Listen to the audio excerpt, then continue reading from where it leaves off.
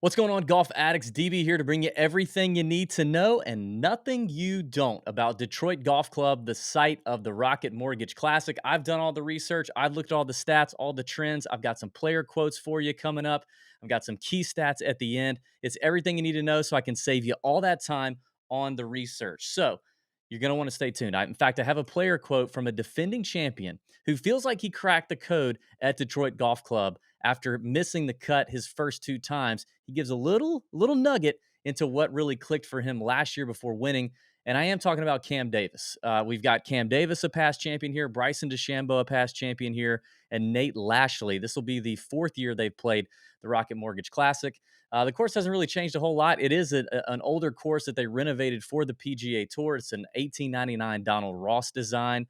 It took a renovation in 2019 to get ready to host the Rocket Mortgage Classic in the city of Detroit. So let's get to it. Let's talk about this before I get ahead of myself. I don't want to do that. So here we go. Let's take a look at the scorecard to start for the Rocket Mortgage Classic. You can see it's a par 72. It can play up to 7,370 yards. Obviously, the distances can change depending on what they do with tee boxes. They got a lot of flexibility here. You got three gettable par fives for most of the field here, even the shorter hitters in two, and then of course the long one there, the 635-yard monster number four, not super gettable in two by really anybody.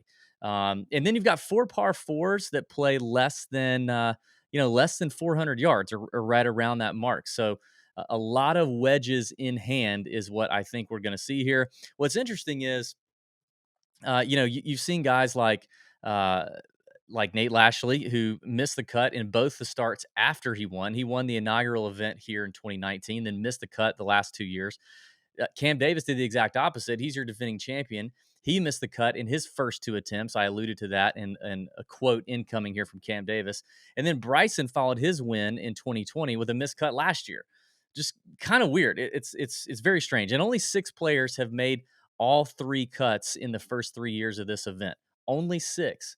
So, this is shaping up to be one of those events with a lot of variance. A lot of variance. Embrace the variance. All right, let's look at some course features.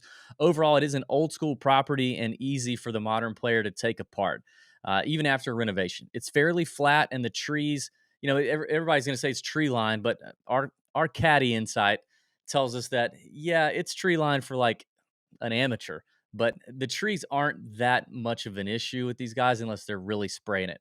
They're kind of off the fairway, and the hazards are fairly avoidable for most pros these days. The bunkers are easy to carry. Bryson talks about that a little bit. The greens are the defense on this golf course. Donald Ross greens, I've played a bunch of Donald Ross courses. They typically are the defense of a golf course. There's a lot of slope, a lot of undulation, kind of tiered, usually smaller. And these are on the smaller side, and feature quite a bit of contour and signature Donald Ross back to front slope.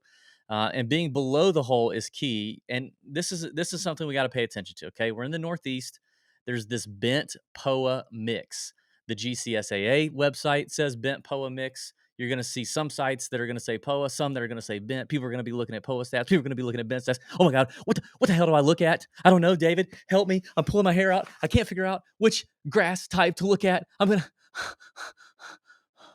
just calm down. Okay. I don't know what I just did right there. I didn't plan on doing that. That just kind of came over me. Really, I just don't think it matters that much. Okay. There is some POA in these greens. Our caddy friends say there's definitely some POA, but they roll pretty good. They roll pretty true. You got guys like Brant Snedeker in 2019 called these things POA, said he loves POA. You're going to hear other guys refer to it as bent. Um, Obviously, it can be seasonal or depend on what time of year we're playing. It can depend on how much rain, blah, blah, blah. At the end of the day, well, I'll talk about it, the key stats here in just a minute. So hold your horses. Okay. Hey, by the way, while we're here, if you could go ahead and hit the like button, subscribe to the YouTube channel if you haven't already, so you never miss a video. We're putting out more and more content, including killer interviews that you're not going to want to miss. And here's what I want to know. Comment. I want to know your favorite club in your bag. Absolute favorite club. Which one is it? For me, it's my 2-iron, my driving iron. I hate my driver, so I usually feel very comfy with the 2-iron in hand. It's a Mizuno 2-iron. I love it. MP20, I think. Just splendid 2-iron. Absolutely love it. One of my favorites. Okay. Let's look at key stats and trends for the first 3 years of the Rocket Mortgage. According to Data Golf, Detroit Golf Club sees a much higher percentage of shots from inside 150 yards than tour average, which makes sense based on the scorecard I just showed you. A lot of wedges into short par fours, wedges into par fives potentially if you're not getting there in two, and less, obviously, mid to long iron approach numbers. And Detroit Golf Club is the seventh easiest greens and regulation percentage track at 74.8% average. That is really high on the PGA Tour since 2015. That's really high. And let me just say this too. When I'm ranking these on Data Golf, so when I'm saying seventh easiest, I'm throwing out all major courses except for Augusta National. Augusta National we see every year. The major courses, we get a 1 year sample size every however many years, so I throw it out. So, somebody might comment and go, but DB, Winged Foot had, their driving distance average was higher, and so that makes Detroit Golf Club the 10th high. Well, okay, I threw out Wingfoot. It was 1 year. It's a major champion. Just forget it. Detroit Golf Club also has the sixth highest average driving distance at 295 yards, and it's the seventh easiest in fairway hit percentage at nearly 71%. Okay, sixth highest driving distance average, seventh highest fairway hit average. In other words, bombs away. Okay. The average fairway width is about 36 yards here, and Detroit Golf Club ranks in the top 10 easiest in terms of missed fairway percentage. What that means is, what's the penalty for missing the fairway? Well, apparently, here in the first 3 years, it hasn't been all that much. Okay. It has the sixth lowest scoring average on the PGA Tour since 2015. So it's easy. I mean, winning scores here, I mean, have been ridiculous. You had Nate Lashley got to 25 under, also won at 250 to 1, by the way. 250 to 1. Bryson won at 23 under at 10 to 1. That was coming off the COVID. That was COVID summer. It was weird. And then we, of course, Cam Davis, the big, long, lanky, slanky Australian, was on my big balls betting card at 160 to 1. We hit that one, and he won at 18 under. So, yeah, tons of birdies to be made. The greens, like I said, are the biggest defense, and it does kind of rank in the middle, maybe top middle in terms of difficulty putting on the PGA Tour. All right, let's look at some player quotes. We ready? Let's read this one from Bryson.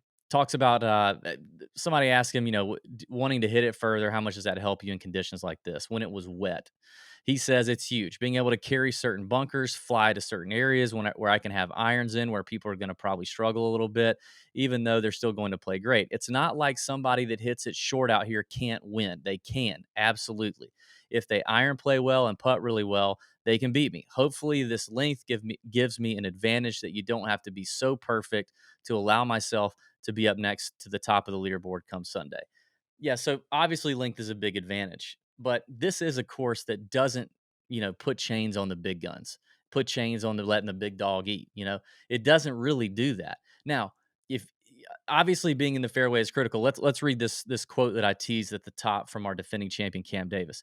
He says, "I've missed the cut the last 2 times I played here, so I wouldn't say necessarily that it's a place that fits my eye straight away. But this year, I've kind of figured out a slightly different way to play the golf course, and that's try and put the ball in the fairway." Now, does that mean Cam Davis may have, left driver in the bag on one or two drives? Maybe. Yes, maybe.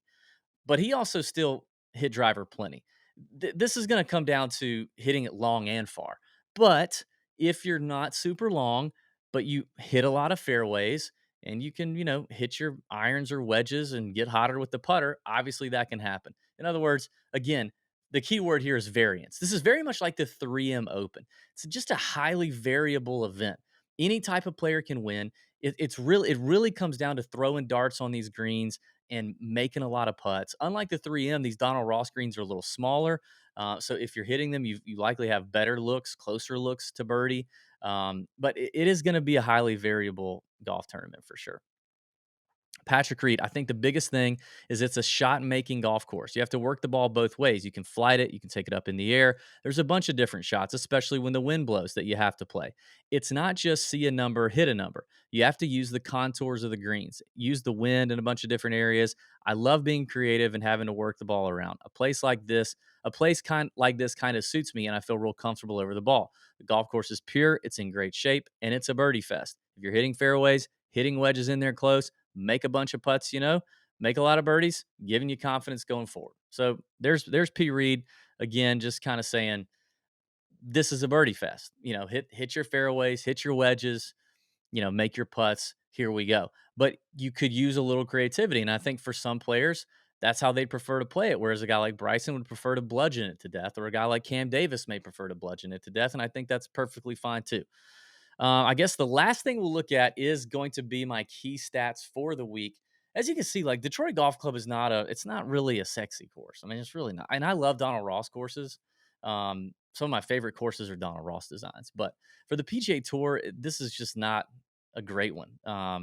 I prefer Sedgefield that hosts the Wyndham. I'm pretty sure that's a Donald Ross design. Yeah. Um, but, birdie fest, unless wind, maybe. There's not a lot of wind, I don't think, here either. So, yeah, it's crazy. So let's take a look at my key stats for the week at the Rocket Mortgage. Obviously, strokes gained approach is key. Along with that, you have opportunities gained. That's the proprietary Fantasy National stat. Um, you know, Tells you how many scoring opportunities in or under green and regulation a player has. A 15-foot putt or shorter. That's a real birdie opportunity. Opportunities gained is a great stat for this course. Obviously, strokes gained easy courses, which you can also filter on Fantasy National. Recent form, is something, I guess, but like there's still some variance. So, like, I would probably weight it less than maybe some places. Like, you could look at long term form as a whole and see, like, who does really well long term on a lot of these stats, which I think we should be doing anyway. I think for the most part, golf betters, handicappers, DFS players tend to weight long term form too little and short term form too much. Long term and short term putting. And you go, well, David, there's no grass surface here. Yes, you're right. There isn't. I'm not going to look at it. I don't care. I'm not getting bogged down in bent POA. I'm just not. The only way I will avoid you as a putter is if your absolute worst surfaces are bent and POA, and they better be like really bad. Like on the Fantasy National bar chart, like Bermuda would be up here and bent and POA would be like down here. And if they're like really bad long term, then I might be like, yeah, I don't know if I like that. Otherwise, I just want to know like who's putting well.